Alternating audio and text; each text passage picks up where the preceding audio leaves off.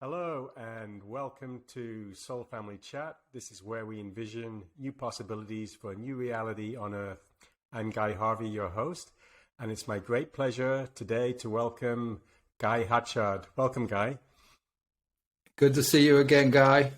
Yeah, it's great to have you here. It's going to be the two guys today. And I'd like to just introduce Guy. He's an international advocate for food and safety and natural medicine. He has a degree in theoretical physics from the University of Sussex and a Ph.D. in psychology from the Maharishi University in Iowa, USA. He was formerly a senior manager at a global food and safety testing company. His published work uses the statistical methods of physical sciences to analyze social data. He has lectured and advised governments in countries around the world on health and education initiatives. His book, Your DNA Diet, examines the role of genetic information in nutrition and investigates safety issues in medical settings. He is a pioneer of research on consciousness as a field effect and has presented papers on the benefits of meditation to improve health and the quality of life. He is a publisher of the Hatchard Report, a scientific research-based commentary on COVID and the pandemic. He lives in New Zealand and is considered a leading source of disinformation by the New Zealand authorities. Well, that's like an Oscar, guys. That's really excellent. So my first question is, we've heard follow the science. We've heard this like a mantra coming at us from politicians and from media. So you're a research, scientific data based researcher. So you've looked into all of this. So let's follow the science. So what does the science say, for example, about the COVID-19 vaccines? Does the science say that they're safe and effective? Well, this is an evolving scientific picture. There are over 1 million papers published on COVID and the COVID vaccine. So it's a huge field, and in any one particular area, you'll get a very wide range of results. But there are gold standards in science, random controlled trials and prospective studies, where you set out to look at in advance about what the outcomes are. And for example, in Thailand, now there are a couple of studies published on the effect of vaccines on myocarditis, and the figures are very concerning. One study of 300 school-aged children found that 71% had markers of decreased cardiac function following Pfizer mRNA vaccine. And another one that's just been published today actually shows that 18% have quite serious effects after the Pfizer vaccine. So we're talking here mRNA vaccines. So what we're looking at is an evolving picture. We started out with what Pfizer was offering, and they said it was 95% effective, and everybody sort of thought, yeah, that sounds great. Sounds very good. But as the Pfizer trial data has been analyzed, as more studies have come out, we've realized that there are long-term effects, there are short-term effects. And we just had a paper published here by the Ministry of Health. So this is a government research project of the effect of the Pfizer vaccine on 4 million New Zealanders. We have a total population of 5 million. So following the health outcomes of 4 million people, and there has been a huge elevated risk of acute kidney disease, acute kidney injury following the Pfizer vaccine. So this is what we're seeing, is more and more papers coming out showing a range of adverse effects. And just remember, these studies only track what happens in the first 21 days after the vaccine. Subsequent effects are assumed not to exist, whereas, and not just assumed not to exist, there is a refusal to investigate them. here in New Zealand, there has been an absolute refusal to investigate what the long-term effects of this vaccine are. And we have, as all highly vaccinated countries do, we have an elevated excess all-cause mortality. So it's running around 15% here. In some countries, the UK, for example, it's running around 30%. 30% more people dying than were before the pandemic. Well, why is that? So there are a lot of questions here, a lot of unanswered questions. One of the things that I try to do is every release I put out a release from the Hatchard report about once every couple of days. We reference to published science. That's our policy here. And that is the only way to go here. You can't go on what I think about vaccines, what I hope might happen, or I'm sure it's okay. You've got to look at the published science. Yeah, that's very disturbing, those data points. What was different about the introduction of this vaccine in terms of, safety trials before it was released compared with previous vaccines? I think, the use of the term vaccine was completely wrong. This was a form of gene therapy. It came out of gene therapy. It came out of research, which was going on now for a long time to try and find cures for genetic diseases, things like Huntington's or cystic fibrosis, which are caused by they have single genes marking them out. So there'd been a long effort. And I have to say, having, been involved to a certain extent in the gene testing industry, people I knew working in gene therapy knew that the kind of interventions they were working with, mRNA and so on, were not safe. So what we saw was a presumption of safety, the use of the term vaccine about a technology that was known to be highly risky. And that is principally the huge mistake that was made right from the start with this whole vaccination program. It was, and this is how it was described to me by one researcher in London, very top researcher, basically that commercial interest stole the procedures that they were investigating to try to make them work and commercialize them without any due regard for safety. So this they would say they were responding to obviously an urgent situation of a pandemic, but we've established that it's not actually a vaccine, it's gene therapy. But let's compare it even to vaccines. Vaccines have been induced before. Usually they do, about 10 years of trials? 12 years of investigation. Yeah. And you have to look at the secondary effects. You have to look at the long-term effects. These things only really become available to be looked at after sort of 3 or 4 years. So, there was a rush to do this. And not only that, but there was, a lot of data was discarded by Pfizer. So a lot of negative data. Actually, more people died in the Pfizer trials in the vaccinated group than died in the unvaccinated group. And all this was swept under the carpet. There were some serious side effects, and these were left out of the published work. So there were some people suffering catastrophic neurological damage. And there was a presumption on the part of the researchers that this couldn't be related to the vaccine.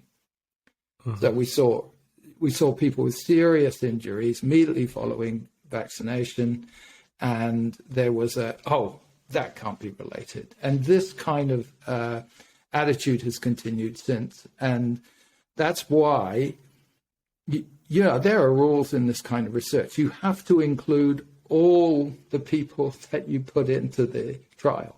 You can't, push people out of the trial and say, this isn't relevant. Or if you do, you have to annotate exactly what you've done in the paper. So if you're publishing on this you also have to make your data sets available. This is another scientific rule, if you like, that if you're publishing, you have to make your data sets available for independent review. And this is something that Pfizer didn't do. It was only through court action that some of the data has come out. Not all of it has come out even now. These were clear violations of scientific standards, which are normally applied to vaccines. If we had followed the science, this vaccine would have never reached market. Absolutely not. The fundamental mistake had to do with the introduction of a gene therapy. So we're looking here at altering the way the whole physiology works. That's very important, that we have trillions of cells, about 37 trillion cells in the human body, and each one has the DNA. The DNA is a set of instructions, and it has a relationship with the environment of the cell. So the DNA is in the nucleus, and then it has, through a whole chain of enzymatic actions, it basically controls the whole physiology. So we were looking at, with mRNA vaccination, at a change in the interface between DNA and the activity in the body. So fundamentally, everything was being put at risk. And that was a mistake. In fact, there's no going back at this point in time. We've crossed the, I drew an analogy. There's the analogy, there's what people say, we crossed the Rubicon, which means there's no going back. Well, a better analogy would be we've crossed the Styx. The Styx is the route to hell. That's really what happened with this pandemic. We opened, another one, opened Pandora's box. All these things are from Greek myths, of course. That we went into an area where we had never gone before that put everything at risk. And that's why here at Hatchard Report and the other website we run, Globe, we're instituting a campaign for global legislation outlawing biotechnology experimentation. Those are the initials of Globe. It's something where we just never should have gone there.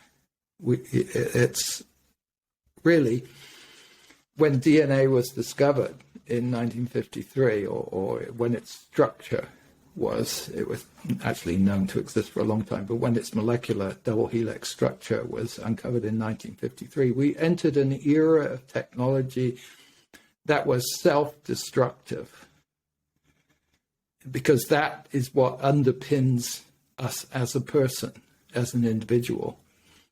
And gradually, since then, we've had the unfolding of a technology that is destroying everything everything connected with human life. We never should have gone there, but now we've gone there. There's no going back. That's it. That's extraordinary. What kind of world have we entered into, and what are we going to do about it? That's a huge question that hangs over the whole of humankind now. We're into a different era, and some people are into it, and some people are not into it. So we've essentially involved two tracks looking forward. One is a technology of changing fundamentally what we are as a human. And the other is saying, no, I'm going to rely on natural technology, nature. And yes, yeah. I mean, I see it as sort of nature's world order versus a artificial intelligence, the transhuman type direction. But it's not stable. Yeah. It's not. There are so many myths associated with biotechnology and DNA. You call it genetic essentialism. People think that somehow or other DNA defines us, and therefore if we want to be a different person or a better person, we're going to have to change our DNA. This is just a myth. in the same way people think that somehow it's possible to alter your DNA and, change or improve yourself as a person. I mean, look, take something like height, for example. So height is, they found 300,000 genes that are associated with height, becoming taller, or not becoming taller, but how tall you are. So, we're not going to alter 300,000 genes. 300,000 genes is actually more genes than we have. That's because there is, a diversity of genes. So if you look at the whole, genetic research enterprise, and those are interacting with one another, but actually they're not the fundamental cause of how tall you are. The tallest people in the world are people in Denmark. And why are they tall? Well, it's because they have a great farming system and a wonderful diet. And that's why they're tall. Nature wins every time. If you want to look at cancer, then, what helps? Basically, if you have 5 fresh fruit and vegetables a day, then you're going to have a greatly reduced chance of getting cancer. So nature is winning every day. I mean, this is an extremely interesting area, is that people have sort of got addicted to government in the sense that we feel that we have to go to government with our cap in hand and say, please, can you do it like this, or can you do it like this? And but actually, who is ruling? It's nature. If you want to change the situation, you don't need to go to the government. They mess things up every time. You need to go to nature. You need to work out how to get a decent food and how to avoid things that are going to damage your health. And if you want to know, the future of the humankind, you want to look at the sun or the oceans or the water. You want to look at the quality of the soil and the quality of the air that we breathe. These are the things that are actually ruling the world that we're in. You have to, in every culture, every ancient culture, people honored the fundamental entities that rule the world, nature, in all its various aspects. And that's the direction, that's the other direction that we're going to have to go in. Well, I think people are already going in this direction. And I think that particularly through this period of the pandemic, people are realizing that we just need to take that direction ourselves. There's no point in appealing to the authority of the government to, change things in that direction. We just need to do it, and people are starting to do that, growing their own food and working on their own health through natural modalities and so forth. I think more and more people are realizing that it isn't going to come through. It isn't going to come through government. In fact, it can't come through government. Like you said, if it comes through government, it's going to be it's going to be messed up. And I think many people are sort of opting out of politics because not necessarily local politics, but national politics and international politics, because first of all, it's very difficult to influence national or international politics. There's so much power, money there at the center. But it's almost impossible to turn it over at that level. And why should we have to go through another body anyway when we can just do it ourselves?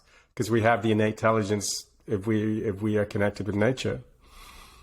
But we have to band together as well, because look at it in this broader sense. Actually, it's a very interesting question. It's a failure of democracy. Democracy is not served us well because, here in New Zealand, the government turns over every 3 years and we get a fresh crop. Very often we have multi-party representation and we have a big turnover of MPs. So we have a lot of fresh faces every 3 years and people who aren't really used to governing. And some of them have all kinds of crazy ideas, which they're brought to the table without telling anyone what they were going to do. And that's really what we've suffered from here in New Zealand. When Ardern was elected, we really didn't, she was a fresh face, seemed, very interesting kind of person, new kind of politician. But as it turned out, she was extremely authoritarian and fanatical. And what happened here was people were mandated to, on pain of losing their job, losing access to social services, to vaccinate. So almost the whole country got vaccinated under duress. And now we're facing a problem where we have a problem of public health. Our hospitals are overwhelmed. And when you take something away, then it's very hard. What they found out, it's very hard to get it back. I mean, the government closed our tourist industry, which was the mainstay of our economy, for over a year. And the tourist industry collapsed. And it doesn't suddenly reappear when you stop the border restrictions, because it's gone and people have moved on. And it's fundamentally changed the nature of our society here and the nature of our economic system. What have you found out about the lockdowns in terms of scientific research? Because I know in New Zealand you had severe lockdowns. Yeah. And what was that based on? I mean, follow the science, the masks, the social distancing. What's the science of all of that? What have you found? They had track and trace. They closed the borders. And the main things that had an influence were closing the borders and the track and trace and the lockdowns. And for a long time, they were very effective at controlling the spread of COVID. We had a whole year where we had no COVID here at all. And during that year, the government vaccinated everyone.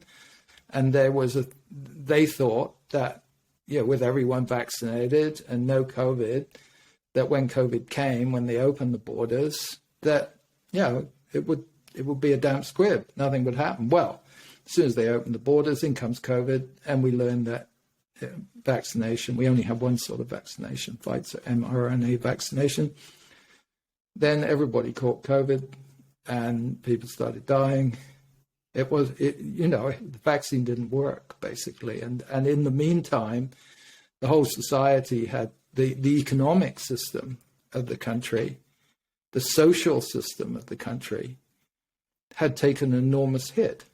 Our school attendance on any given day fell below 2/3. That means a third of children were not at school because they'd had a whole year of closed schools and lockdowns. They didn't want to go back. What were they doing? We've had an absolute rash of crime, of serious crime, and who's committing it? Teenagers with machetes, raiding shops, luxury shops, corner dairies, providing basic essentials. Ram raiding, stealing cars. The whole, my opinion about lockdowns is that it has completely disrupted the cohesion of the society. And along with that, this completely forced messaging that people who were unvaccinated were the cause of the problem meant that the social cohesion, which was very strong in New Zealand beforehand, has been completely undermined, actually. So these were mistakes that were made. And fundamentally, the politicians had very little knowledge of biotechnology. They had no idea what they were dealing with. They had no idea that biotechnology, by definition, it has unexpected effects. It's mutative by definition. And by definition, it has long-term effects, because this is what maintains the long-term health of the body. Now, let me put it another way.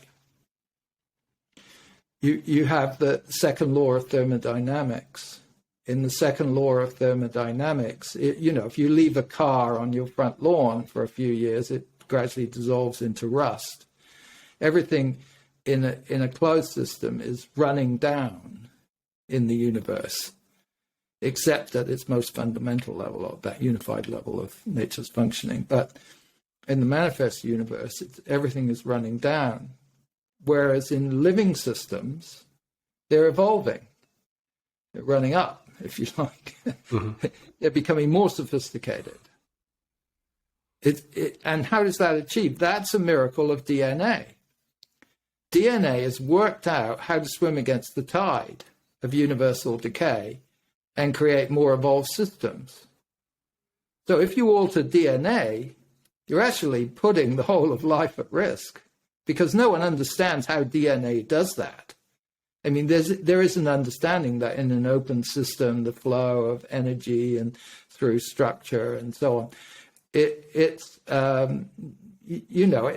creates shape and form, but no one knows exactly how that happens, how the DNA sort of puts forward this total miracle of the evolution of living systems against the whole clockwork of the universe, which is running down. So this is fundamentally completely not understood by politicians. Why, you ask a politician what they think about something, and if they know nothing about it, they'll still give you an opinion on it. And that's what's happened here. We have politicians who are consistently giving us opinions about things they know absolutely nothing about. And even in the field of science, because you have segmented fields of knowledge, people have very specialized areas of knowledge. They don't have the whole picture. So we have a lot of, even we have a lot of so-called experts or scientists giving us opinions about things that they haven't looked into. They're doing it through authority. I am an authority. So that's why at the Hatchard report, we are consistently looking into the picture, referencing our material to published research, because this is an entirely novel field. We can't go on these assumptions of vaccine safety. This doesn't fit that pattern whatsoever. It's like you said, I mean, the authorities and media, they just designate, the media and the government, they just designate who is the authority, and it's their doctors and their scientists. But if there's a scientist or a doctor that has a different opinion, that's done his own research, they just throw ad hominem arguments that they're a quack, they're a conspiracy theorist, and if that doesn't work, they just pull them from YouTube and Google and Twitter. Absolutely. I mean, it's anyone. It's changing now. The tide is changing, but for a long time, anyone who stood up got cancelled. It's changing, but it's changing very slowly, because I think because we have gone in two fundamentally different directions. If we're adhering to nature, if we're looking for answers in nature and consciousness and meditation, we're in our own track now. The whole thing has, Robert Frost, two roads diverged in a wood. Yeah, we saw during the pandemic that just basic information about how to take care of the immune system, exercising, taking vitamin D, being in the sun, things like that, were just completely ignored or suppressed. In fact, I interviewed our local state representative, Jeff Shipley, here, and he mentioned about sunlight and vitamin D, and they banned our video. Yeah. They banned it, with COVID disinformation. We have the same thing here. Yeah, and then of course you had the suppression of information about the various antivirals like ivermectin and. They claimed that they had science on that there was a study on ivermectin, and it wasn't effective. But I think that was there was some chicanery going on there. Yeah, there was a lot of chicanery going on. A lot of. It's been a well-established antiviral throughout the world. There was a lot of pride. There was a lot of. Money involved, an enormous amount of money involved. And so we saw a distortion of reality. And that's really our task as a human being, is to discriminate between what is real and what is not real. Mm-hmm. That's what we have to do every day. If we don't do that, we're lost. We suddenly start to find ourselves, in modern life, you suddenly find yourself swept away in a torrent of, of useless information. You've got to be awake. You can't, so what? There's a lot of things to be afraid of in modern life, or at least a lot of things that they'd like you to be afraid of. But you have to be always awake. You have to discriminate. You have to remember what the principles of science are. You have to remember what the principles of being an individual are, what morality is. And that's our daily task. Let that go, and we're in real trouble. That there are so many lessons. In fact, in many ways, you've got to feel good about the fact that we've come across these lessons again, and we've started to remember them, because in the rush of modern life, the amount of information that's involved, we forget fundamental principles. We forget fundamental principles of truth and kindness and nature and so on. And with the pandemic, we were worked through fear, and so people took decisions under fear of what might happen if they didn't take that decision. And now it's very difficult to come, again, it's a thing that's very difficult to come back from. Once you've publicly taken a stand on something, you say, you put on your Facebook, I'm vaccinated. Mm. And you've told your family, don't come visit me at Christmas, I don't want to see you because you're not vaccinated. And you've told your work colleagues that I'm vaccinated, I'm safe. And then how do you turn around from that? How do you suddenly say, my mother-in-law dropped dead after she had the vaccine, and so I've changed my mind? It's a hard thing to do, actually. So people got polarized, they got tracked. And now we have to sort of be rigorous with ourselves and get back on essentially looking at things in a rational way. You have to sort of take yourself by the scruff of the neck and start to begin reorganizing from scratch. That's what has to happen at this point, because the cat is out of the bag. That as far as vaccine safety is concerned, it doesn't exist. It's dangerous. And the data is unequivocal. As I say, that once you get into this standard of randomized controlled trials, prospective studies, then the data clarifies rapidly.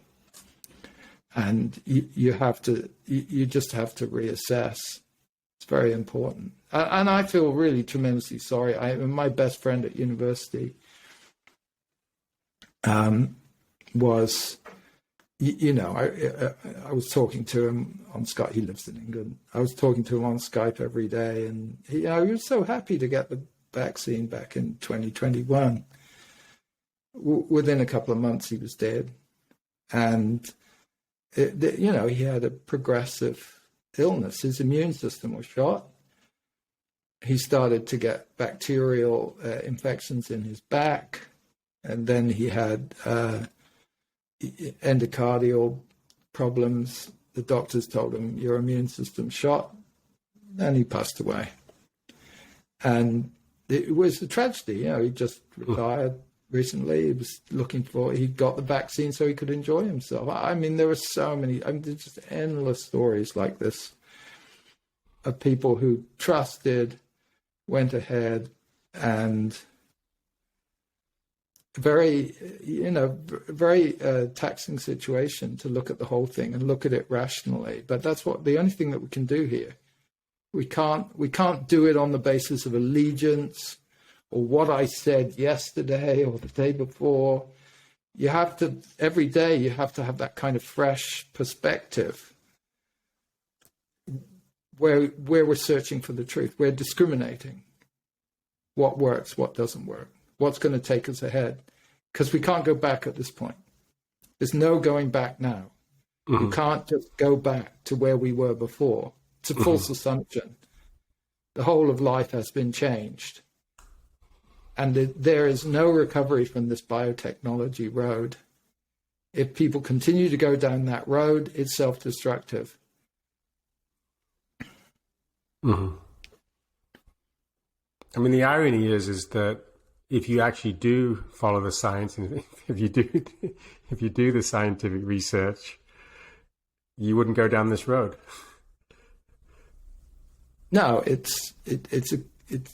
there were commercial interests. There were vast commercial interests involved, and these commercial interests continued. These are the real big prizes in medicine and life. Our vaccines, because governments mandate that everyone has to take them, and food. Everybody has to have 3 meals a day. So getting into food is the big prize in pharmaceuticals.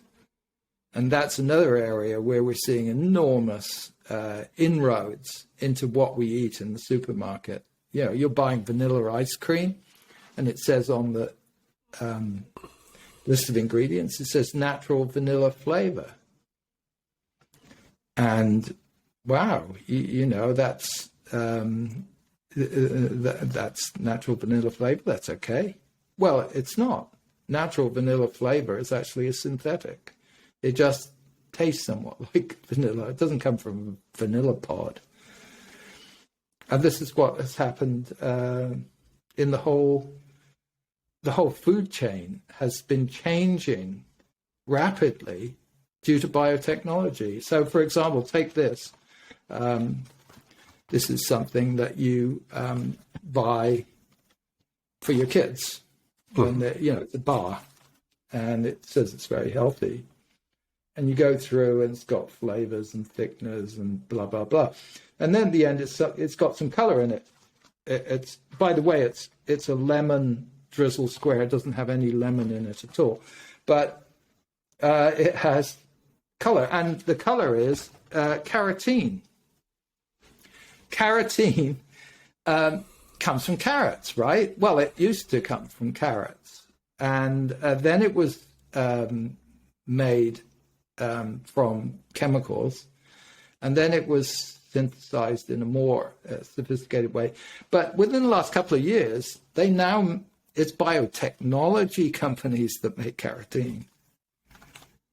They're made, that particular ingredient is made in very much the same way as they make these vaccines, in vast vats, biotech vats. And it's so peculiar, the whole process. It has so much, it's a very lively situation where there's a lot of heat involved, and the kind of chemical or biological activities that are going on occur in different places in the height of the vat. You'll get different concentrations, you'll get different byproducts produced according to whether you're sampling from what part of the process, what physical part of the process. That's why you had different batches of the vaccine. Some batches were really especially damaging. Other batches were not so damaging because it's not an exact process. Again, the public believes in the exactitude of it. One of the arguments for all these new synthetic ingredients is that they're very exact. Well, it turns out they're not exact at all. First of all, they're not like the things that they're supposed to be replacing. They're different. And even a small difference in a molecule can cause a huge difference in its effect, because the shape of the molecule is changed, and a lot of microbiological processes rely on the shape of molecules. Different shape, different action. You've heard of this lock and key. A lot of lock and key processes in the body. So you've got actually, it's fairly inexact technology, and the fundamental safety principles that government are saying is it's called substantial equivalence. So going back to the vanilla flavor, if it sort of tastes like vanilla, well, it's okay. You know, it's all right. It's vanilla, fine. That's what it is. No long-term safety testing involved. The same thing as in the cosmetic industry. Again, so anywhere where there's repeated use, where people are, you know, using something every day, like they are in cosmetics or food or certain kinds of medicines, the biotech industry wants to have in there because the potential profits are mouth-watering. Of course, I mean, the basics of life is where all the wealth is generated. I mean, I used to spend a lot of time where my mother came from, it's an island province in Canada, and you know, in smaller environments, it's easy to see what goes on with the politics and the structure. And you know, there were 5 or 6 families there, and they owned the supermarkets, the gas stations, and just the basics, right? I mean, if you control the basics of life, you have everything, and the major corporations control is major cartels, and of course, food and health are 2 of the major areas of life. Well, this is where you have to get back to. Yeah. You have to get back to consciousness. And this is an area I've always been interested in, as you know, the Maharishi effect. If you get people together in a large group to practice meditation together, then the collective consciousness improves. And we've seen destructive influences during the pandemic come into the collective consciousness, more confusion, less coherence. And possibly one thing that can help is people meditating. It's not the only answer, though, because we have here a complex problem, and we can only sort of start to push into on a very broad front on food, behavior, consciousness, experience, all these absolute fundamental operations over which we have control. We have to purify those and maintain our integrity in the face of what is an invasion at the most fundamental level of the integrity of life itself. So it's a very, you can't just accept someone else as an authority in this situation. You have to arm yourself with knowledge. You have to know what you're doing. It's really coming back to, I don't know whether you've ever been conned, Guy, but I quite remember when I was teaching meditation in Cleveland, Ohio in the 70s, we were given this big television as a sort of donation that someone had won in a raffle, and we didn't need it, so we sold it. We put it up for sale. And a guy came in, and he had his wife and his 2 children with him, and he walked in ostensibly to buy this television. And he looked around and he said, "Wow, what are you doing here?" And we said, "Oh, we're teaching meditation." He said, "Oh, tell me about it." He wanted a tour of the whole center, and he wanted to hear about meditation. And at the end of it all, he said, "Yeah, sure." I said, "That's fantastic. Love it." He said, "I think I'll buy the television too." And he passed us a check. And then the next day I thought, what did I do? I suddenly realized that, I'd let my guard down. Yes, and yeah. I phoned the bank, and it was a dead check. And the police said, the guy's been doing the whole neighborhood. He's gone. He's out of here. And we've been conned. Yeah. We've been conned. It was a great performance. You know, the biotechnology industry, the pharmaceutical industry, it spends far more on public relations than it does on research. They're experts in this kind of field at manipulating people. That's why you have to be very alert, because they planned this whole thing. They called it a vaccine because they knew that people were conditioned to accept vaccines as a normal part of life. Sure. And like you said, it's all PR. I mean, they have all the influencers, the Hollywood people, the stars, and any of those people that goes against the narrative, they're cancelled. You know, you can't be a very famous entertainer today and go against the narrative and hope to get any new gigs. Yeah. It's a, you have to be brave. You've got to, to stand against the tide here. You've got to be brave, but there's no other way, actually. Yeah. It's absolutely not a tide that you want to get washed away in, because it's not going anywhere nice. And that's, I was lucky. I mean, I was very lucky, really. I think I was always very ambivalent about vaccines. Yeah, when I was young, I was vaccinated. Mm-hmm. My mother had polio, and she was a little disabled for her whole life as a result of that. And then my wife, Angela, her sister died after having the polio vaccine within 24 hours, young. So we had this kind of thing. We had two different kind of experiences about vaccines. So I didn't give it a lot of thought, really. But when this came along, we did have family discussions. I did talk to scientists, and I became cautious right from the get-go. And the one thing I really noticed was, because I did know people in biotech research, is that the people I trusted were saying, this is not a natural thing. This does not come, this is not zoonotic. This is engineered. This was their considered opinion, having looked at the structure of the spike protein and the cleavage site and so on. And that was a big alert, really.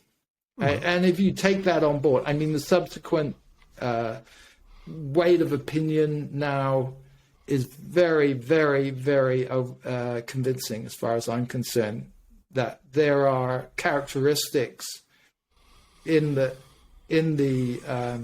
virus, in its genetic structure, which just don't occur naturally, and they occur at certain points where you'd expect them to occur if it was engineered. Now, if you take that on board, boy, we really are in trouble, mm-hmm. because all this kind of research into pathogens is continuing. Now, in the US, you can order any pathogen you want. You want a smallpox pathogen, you can get it by mail order, next day delivery. Well, I mean, the guy that was caught with the undercover camera with Project Veritas and talking about his proposed experiments with dancing monkeys and everything. I mean, it's completely mind-boggling. Yeah, well, I mean, it's going on an enormous scale. It's because it is perceived as a profit center. You can raise money for research because it's seen as a coming technology. It's seen as the future. Again, this is part of genetic essentialism, that the belief that our longevity, our health is determined solely by our genes, and therefore if you can alter your genes, then you can improve your health and longevity and happiness and so on. That's a completely false belief, but it's gone into the public psyche. So therefore, there's this presumption that genetic research is one day going to yield some huge kind of profit. And we've seen during the pandemic that it has yielded a huge kind of profit to the pharmaceutical companies. But so it's easy to get money. It's very attractive to be trained as a biotechnologist. The grant money is there from the governments. The commercial investment is there. And it is taken off. So all over the world, there are, in every country in the world now virtually, there are secure laboratories doing very strange biotechnology work because no one wants to get left behind. But it's a myth promoted by public relations and greed and lack of scientific rigor. It's very dangerous because it simply can't, once the cat out of the bag, once genes are altered, you can't wind back the clock. Yeah, and Most sure, things you can wind back the clock, but not this. And like you said earlier, we don't really know until years ahead. I mean, as you know, I was an activist about genetic engineering in the food system. And I mean, that was one of the key points back then is the same thing. They were declaring it's safe, but they don't, how can they say? They haven't looked forward 20 years. You don't know until people have been eating it for 20 years whether it's really safe or not. There's no way of knowing. I mean, you can actually, I mean, they have done studies that have shown that that it could be creating ill health in the short term in rats and things like that. But I mean, they're not going to know until people have been eating it for 30 years. Well, in 2014, after more than a century of improvements in longevity in America started to fall. Mm-hmm. And it's taken off during the pandemic. Yeah, in 2014, medical misadventure was the third leading cause of death. Right now, if you accept that the vaccine was an engineered product, not of course the vaccine, but if the virus was an engineered product, then medical misadventure is the leading cause of death. Uh-huh. And people don't do research on these kinds. I look at broad statistics. That's one of the fields I'm in. I think statistics they tell a story. Something's gone wrong. You need to find out what's gone wrong. You need to start, thinking and analyzing and doing the kind of research that's going to give you answers. But that kind of research doesn't get funding. The funding goes to not the safety research. It goes to the research that's going to turn a humongous profit by deceiving people into doing something that doesn't actually work. Yeah, data doesn't lie when you look at the numbers. No. I mean, even basic stuff. For example, we've got the situation now with Ukraine, war in Russia, and so forth, and people are talking about the Western world and the free world and standing up for democracy. Well, you just have to look at the numbers. 80% or so of the wars started since the Second World War were started by the Western powers. So it's just the numbers don't lie. I mean, you can't look at those numbers and say, yeah, this group of people that have caused 80% of the wars, they're clearly the number one force for peace and democracy on the world. It doesn't make sense. I mean, it doesn't add up. It's basic. It's really basic. But yeah, I went to Armenia when it was part of the Soviet Union after that big earthquake. And, we were there, and there were a lot of us there, David Orme Johnson and others. We taught 35,000 people to meditate. It made a big difference in the country. But the thing that strikes you when you travel is these are great people. People all over the world are wonderful people. And we are a family. We are a global family. We have to rediscover that. We have become polarized. We've been manipulated into thinking that these people over there are evil and, and so on and so forth. And we've been given ideas, which are essentially divisive political ideas, which have divided us as a human race. And that's very satisfactory for people who are making lots of money out of weapons or other kinds of things. Yeah, just before the Iraq War, there was a documentary made that they created a satellite link up between some youth in Iraq and some youth in America. and they were ranged from maybe, late teenagers, maybe early 20s, and they had the discussion was maybe a dozen on either side.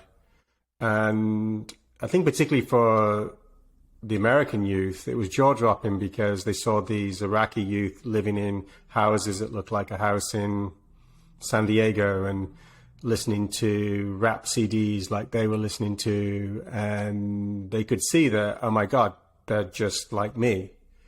And that documentary was offered to 200 stations. I mean, everybody turned it down. I think Free Speech TV took it in the end. I mean, they completely suppressed that documentary because, the powers that be don't want us to connect as humans, as one family like that. Because once you realize they're family, you don't really want to support the destruction of their home. Information is so important. In 1941 in France, then the Germans who had invaded France instituted a policy of killing hostages for every German that was killed by resistors. So they would basically try to kill something like 25 or 30 hostages for every one German was killed. And very rapidly they realized it was completely counterproductive because the whole population rose against them.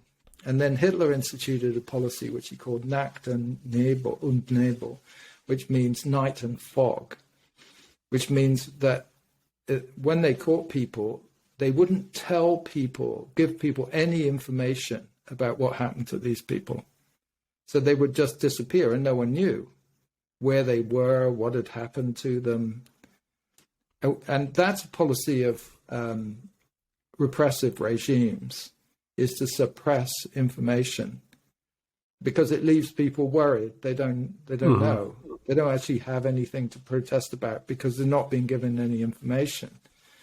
And then in late 1943, by accident, a clerk in Auschwitz sent a death notice back to France of one of the people who had been deported under Nacht und Nebel. And the population, it was widely publicized that this person had died in Auschwitz. That's where they went.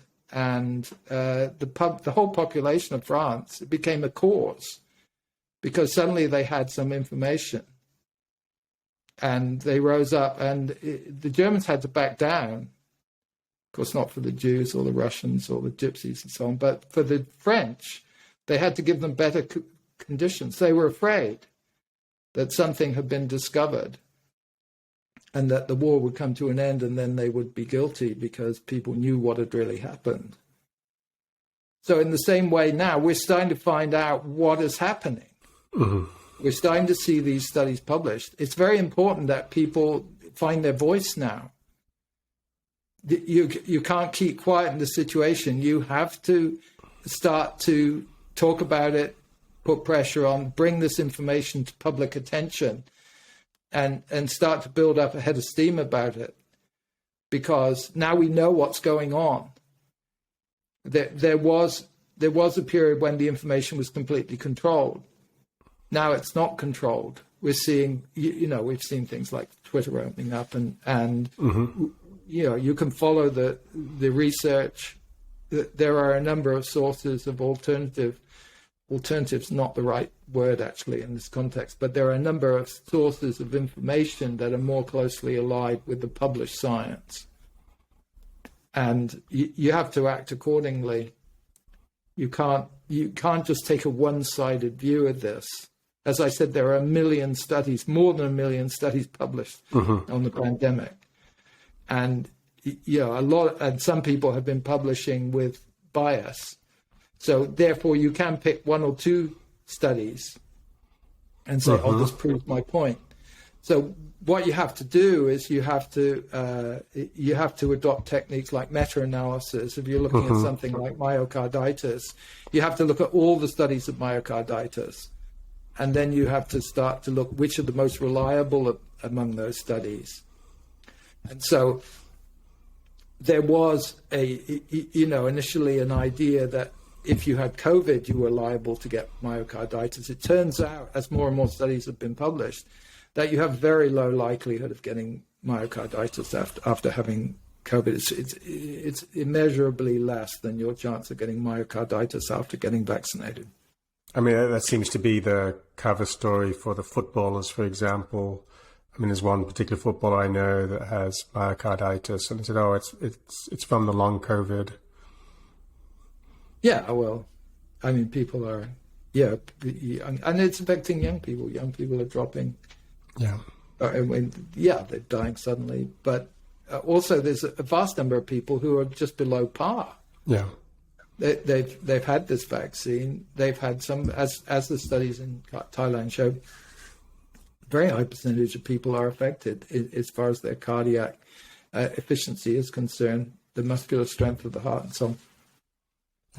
And one's below par, and that's affecting society as a whole. Well, thank you for doing the Hatchard report. It's really amazing. I recommend that everybody subscribe. I think I've read about half a dozen of your reports, and they're really thoroughly researched. And it's really needed right now, because if you don't have the data, then I guess the conspiracy theory label can stick a little bit if you don't have anything to back it up. And as you said, there's so much data out there, and you do the job of synthesizing a lot of it and pulling it together. So it's a really invaluable resource, and I'm really grateful to have this. Hatchardreport.com. Yeah. And we also run globe.global. Globe.global is specifically on the dangers of biotechnology. Okay, so great. Both of those, you can subscribe, you get a regular, you can do one of two things. You can either get a regular update by email as each release is issued, or you can just get a weekly digest, so you don't get your inbox if if it's of marginal interest to you. But I recommend that you don't consider this issue a marginal issue, and you don't dismiss it as irrelevant to your life, or you don't say that the pandemic is over, so what, we're going to move on, because behind the scenes there's an army of biotechnologists who are going to come for you and want to put all things into your breakfast and into your medical treatment. It's not an issue you can sweep under the carpet at this point. Yeah, it's great talking to you, Guy. We haven't met in person for many years, but good to see you. Great. Great to have you on the show. And maybe we can have you back again in the future, and you can update us on what's happening. Yeah, I'd love to. Great. It's wonderful. Great. Thank you so much, Guy. Take care.